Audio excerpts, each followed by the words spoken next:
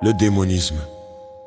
Une fausse doctrine, venue tout droit des profondeurs de l'enfer, te dira que Jésus le Christ est le bon berger.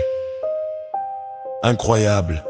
À vrai dire, quel mensonge quand même.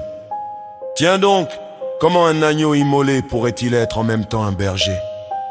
Les bergers sont des professionnels, des personnes qui travaillent pour leur compte ou pour celui de quelqu'un d'autre, qui vendent des brebis, oui, qui les découpent en morceaux le jour d'une fête, qui vendent leurs brebis contre rémunération. La protection des brebis dans ce contexte n'est pas une marque d'amour, mais un investissement, une responsabilité pour s'assurer du profit. Perversion des plus osés, dis donc, de tous les professionnels. Il a fallu vraiment qu'on aille assimiler la victime, c'est-à-dire l'agneau immolé qui a été vendu, mené à l'abattoir, flagellé, meurtri, et dont le sang a été versé.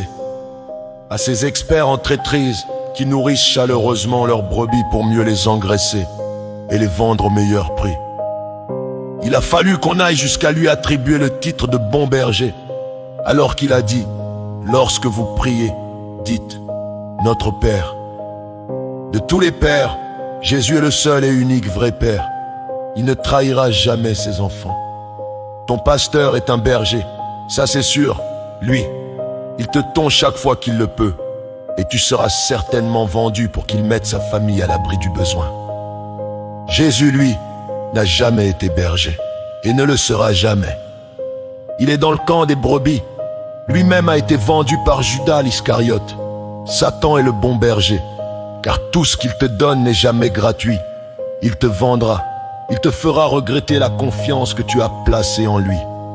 Ton pasteur, s'il travaillait réellement pour Jésus-Christ, n'accepterait jamais tes dîmes ni tes petites offrandes, mais tu lui rapportes du lait, du fromage, de la viande et du cash. Alors oui, lui, en l'occurrence, est vraiment un berger.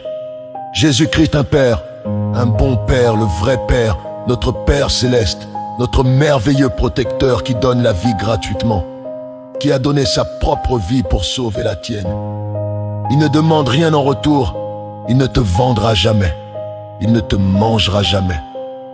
Jésus-Christ est le bon père, un père pas comme les autres, un père qui donne du pain, qui veille sur ses enfants, un père dont l'amour a été démontré sur le bois du calvaire, ce père qui écoute, soutient, oriente, protège et guérit gratuitement. Il n'attend rien en retour, il n'a aucun but caché.